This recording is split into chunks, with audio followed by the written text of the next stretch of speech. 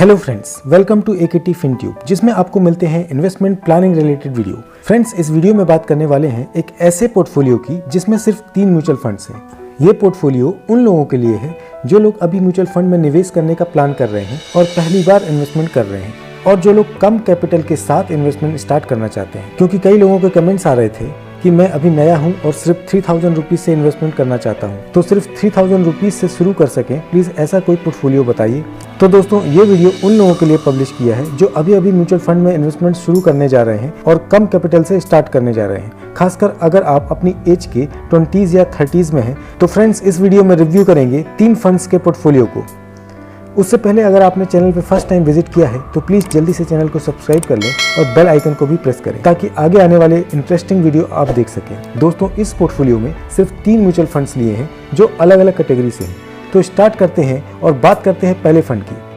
दोस्तों, पहला फंड जो हमने लिया है वो एक बैलेंस्ड एडवांटेज फंड है।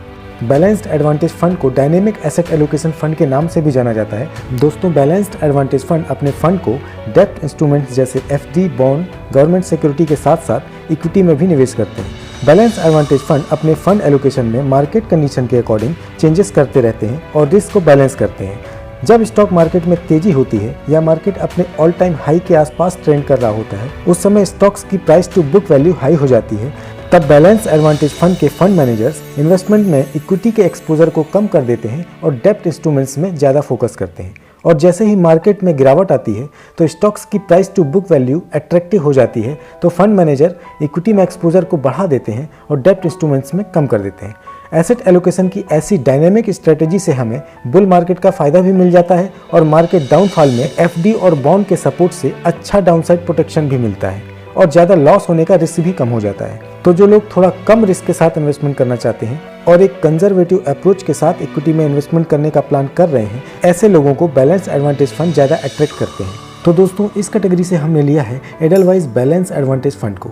इस फंड के ट्रेलिंग रिटर्न्स की बात करें तो इस फंड ने लास्ट 5 ईयर में 16.18% का एनुअल रिटर्न डिलीवर किया है। लास्ट 3 ईयर में इसने 18.75% और लास्ट 1 ईयर में 20.2% का रिटर्न जनरेट करके दिया है। पिछले 1 महीने में जहां मार्केट पेंडेमिक फियर से गिरा है और निफ्टी और सेंसेक्स अपने ऑल टाइम हाई से काफ़ी नीचे ट्रेंड कर रहे हैं, तब भी इस फंड ने लास्ट 1 मंथ में 2% के आसपास का रिटर्न दिया है। इसके डाउनसाइड प्रोटेक्शन की बात करें तो डाउनसाइड प्रोटेक्शन अच्छा है और कंसिस्टेंसी भी कंपेरेबली अच्छी रही है। इसके ओवरऑल रिटर्न की बात करें तो इस फंड ने अपने इंसेप्शन यानी अपनी लॉन्च डेट जनवरी 2013 से लगातार 14.3% का एनुअल रिटर्न डिलीवर किया है। टॉप 5 बैलेंस एडवांटेज फंड को कंपेयर करें तो एडलवाइज बैलेंस एडवांटेज फंड का ओवरऑल रिटर्न बाकी फंड से अच्छा रहा है। लास्ट 5 ईयर में और लास्ट 3 ईयर में भी इसके रिटर्न्स बाकी फंड से ज़्यादा रहे हैं।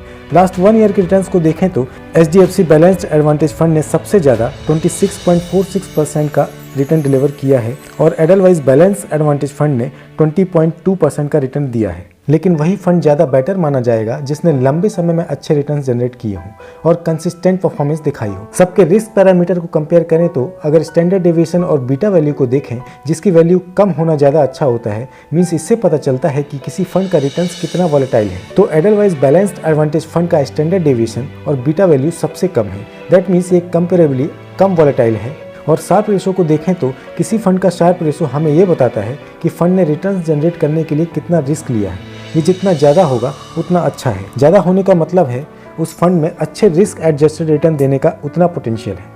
एडलवाइज बैलेंस एडवांटेज फंड का शार्प रेशो 1.19 है और सबसे ज़्यादा और बेटर है। दैट मीन्स ये फंड कंपेरेबली कम रिस्क ले रहा है। अल्फा वैल्यू को देखें तो एडलवाइज बैलेंस्ड एडवांटेज फंड का अल्फा सबसे ज़्यादा और सबसे अच्छा है, क्योंकि हायर अल्फा बताता है कि फंड ने अपने बेंचमार्क से कितना एडिशनल रिटर्न जनरेट किया है। वहीं बाकी 3 फंड्स के अल्फा को देखें तो उनका अल्फा नेगेटिव है।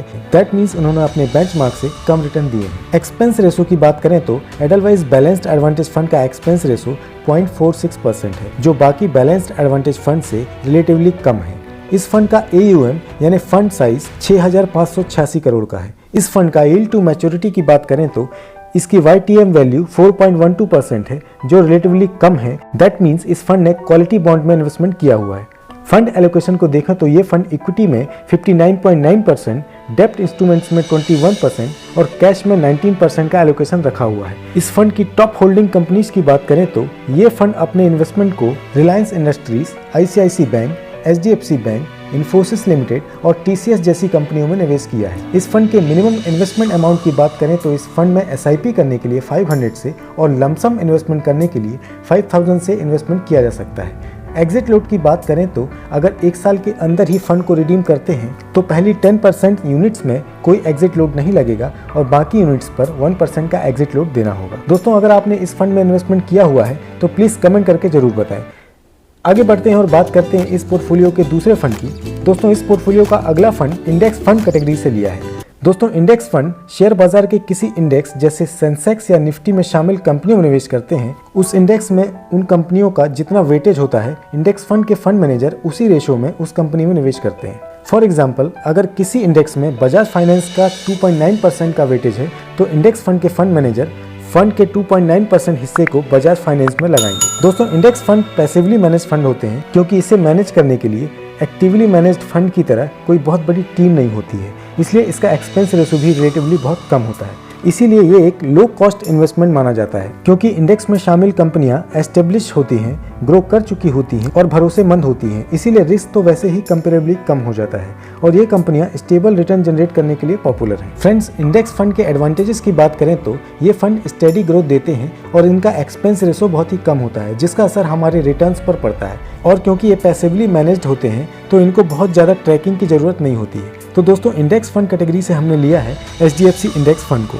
ये एक सेंसेक्स प्लान है, दैट मीन्स ये सेंसेक्स को ट्रैक करने वाला है और सेंसेक्स में शामिल टॉप कंपनीज में एक्सपोजर रखेगा और सेंसेक्स के रिटर्न को रिप्लिकेट करेगा, यानी सेंसेक्स में जितनी बढ़ोतरी होगी उतना इसका रिटर्न भी बढ़ेगा। फ्रेंड्स, सेंसेक्स की बात करें तो 2 साल पहले सेंसेक्स 40,000 पॉइंट के आसपास ट्रेंड कर रहा था और आज 2 साल बाद 60,000 से भी ऊपर जा चुका है और एक्सपर्ट्स की राय है कि सेंसेक्स का प्रेडिक्शन अगले 5 सालों में 1 लाख पॉइंट्स के ऊपर रहने वाला है। और अगर आज की बात करें तो सेंसेक्स अपने ऑल टाइम हाई से 3000 पॉइंट नीचे ट्रेंड कर रहा है। दैट मीन्स अच्छी अपॉर्चुनिटी है इस फंड में इन्वेस्टमेंट करने का क्योंकि गिरते मार्केट में इन्वेस्टमेंट करने से ज़्यादा यूनिट्स मिलते हैं और हमारे पोर्टफोलियो में रिटर्न्स जल्दी दिखने लगते हैं क्योंकि मार्केट में हमेशा गिरावट नहीं होती है और ना ही हर समय तेजी होती है।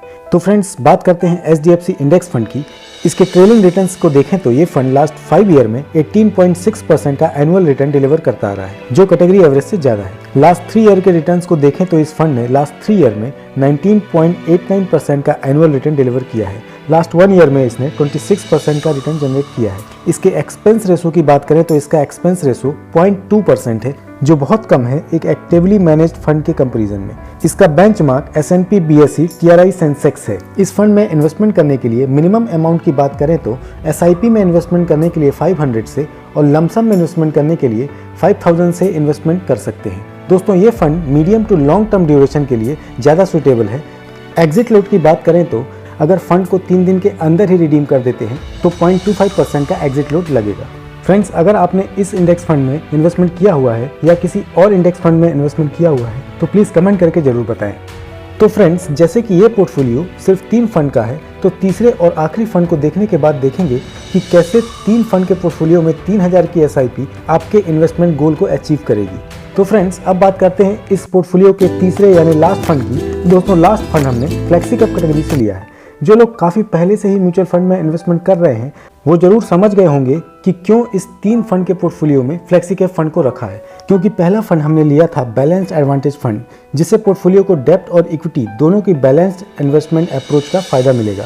दूसरा फंड हमने लिया था इंडेक्स फंड कैटेगरी से जिससे पोर्टफोलियो को लोअर एक्सपेंस रेशो के साथ रेप्यूटेड कंपनीज के सुटेबल ग्रोथ के रिटर्न्स का फायदा मिलेगा। तीसरा फंड हमने लिया है फ्लेक्सीकैप कैटेगरी से क्योंकि फ्लेक्सीकैप फंड से हमें एक ही फंड से लार्ज कैप, मिड कैप और स्मॉल कैप तीनों मार्केट कैपिटलाइजेशन की कंपनीज में एक्सपोजर मिल जाता है। यानी हमें लार्ज कैप की सेफ्टी के साथ साथ हमारे पोर्टफोलियो को मिड कैप और स्मॉल कैप कंपनीज के हाई रिटर्न्स जनरेट करने का पोटेंशियल भी मिल जाता है। इसमें फंड एलोकेशन का रिस्ट्रिक्शन भी नहीं होता है। दैट मीन्स फ्लेक्सीकैप फंड के फंड मैनेजर मार्केट कंडीशन के अकॉर्डिंग फंड एलोकेशन में बदलाव कर सकते हैं और फंड मैनेजर टाइम पे अपनी इन्वेस्टमेंट स्ट्रेटेजी में बदलाव करते रहते हैं जिससे फंड के ग्रो करने के चांसेस बढ़ जाते हैं। तो फ्रेंड्स, इस कैटेगरी से हमने लिया है पराग पारिक फ्लेक्सीकैप फंड को। दोस्तों, फ्लेक्सीकैप फंड से इसी फंड को क्यों लिया है आगे आप देखेंगे। उससे पहले बात करते हैं इसके परफॉर्मेंस की। इसके ट्रेलिंग रिटर्न्स की बात करें तो पराग पारिक फ्लेक्सीकैप फंड ने अपनी लॉन्च यानी 2013 से अब तक 21.64% का एनुअल रिटर्न डिलीवर किया है।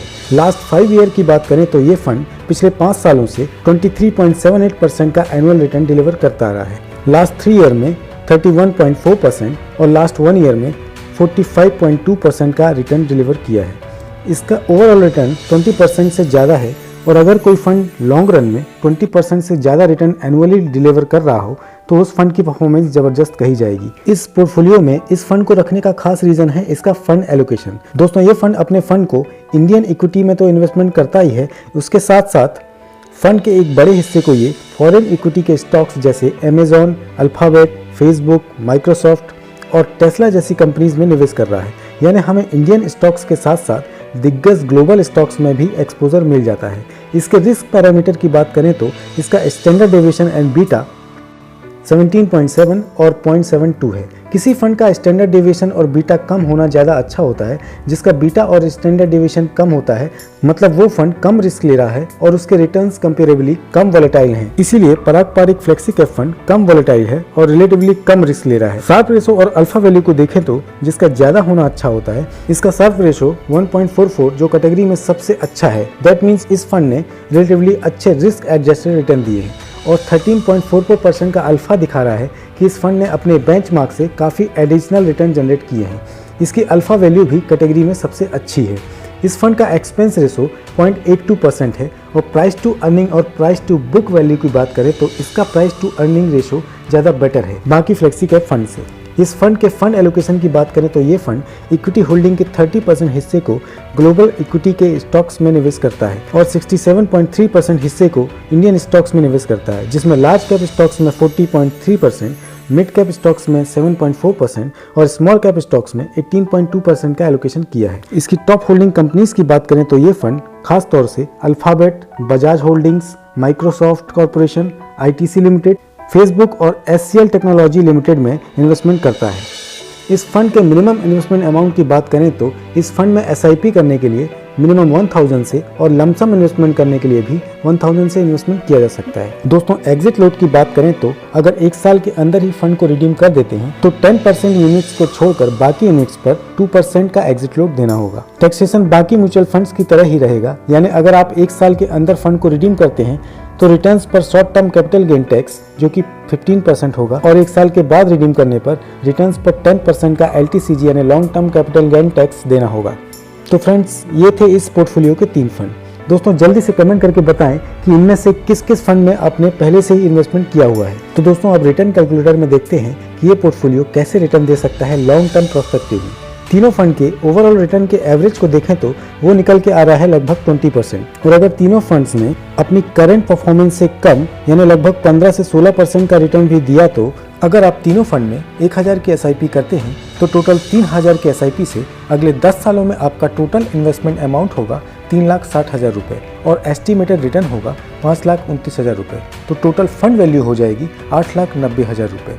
अगर आप इसी इन्वेस्टमेंट को 5 साल और कंटिन्यू करें तो 15 सालों में टोटल इन्वेस्टमेंट अमाउंट होगा 5,40,000 और एस्टिमेटेड रिटर्न होगा 17,05,000 रुपये और फंड की टोटल वैल्यू हो जाएगी 22,45,000। और अगर आप इन्वेस्टमेंट को 5 साल और यानी 20 साल तक कंटिन्यू करें तो टोटल इन्वेस्टमेंट अमाउंट होगा 7,20,000 रुपये और एस्टिमेटेड रिटर्न होंगे 45,28,000 रुपये और टोटल फंड वैल्यू मिलेगी लगभग 52,48,000 के आसपास। तो जितने लॉन्ग टर्म हॉरिजन में बने रहेंगे उतना पावर ऑफ कंपाउंडिंग का आपको फायदा मिलेगा। तो फ्रेंड्स, जल्दी से कमेंट करके बताएं कि इस मॉडल पोर्टफोलियो के कौन कौन से फंड में आपने इन्वेस्टमेंट किया हुआ है और आपको ये पोर्टफोलियो कैसा लगा। तो फ्रेंड्स, अगर आपको वीडियो थोड़ा भी अच्छा लगा हो तो प्लीज़ वीडियो को लाइक कर दें और चैनल को सब्सक्राइब करके बेल आइकन को प्रेस कर दें ताकि आगे आने वाले वीडियोस आप सबसे पहले देख सकें। दोस्तों, मिलते हैं अगले वीडियो में जिसमें बात करेंगे एक और पोर्टफोलियो की।